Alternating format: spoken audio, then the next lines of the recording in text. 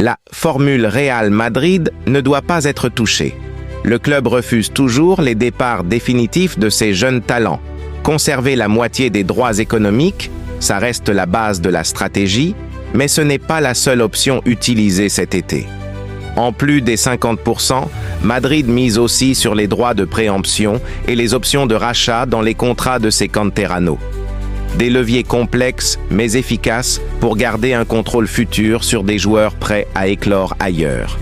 Fran Garcia, Miguel Gutiérrez ou Nico Paz incarnent ce modèle. Partis en prêt ou transférés, mais toujours sous l'œil vigilant du Bernabéu, avec une porte ouverte au retour à prix fixé ou une part de revente au club.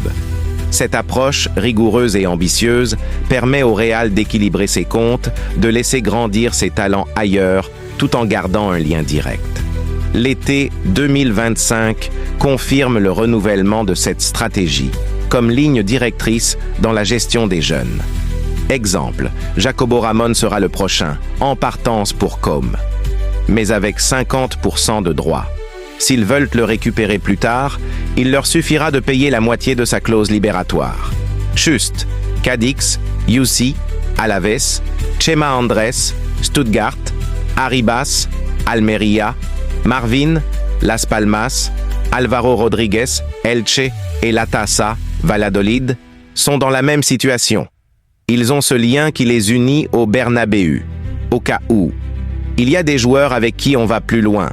Pour Gila et Antonio Blanco, par exemple, 50% des droits sont conservés, mais un droit de préemption a également été signé. 3 mots qui figurent également dans le contrat de Kubo. Et ils sont très simples à expliquer.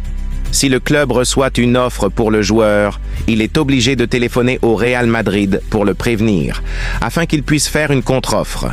Décidez ce que vous voulez, mais soyez toujours informés. Et puis, il y a l'option de rachat, immédiatement. Miguel Gutiérrez, par exemple, est l'un des joueurs les plus évoqués à ce sujet.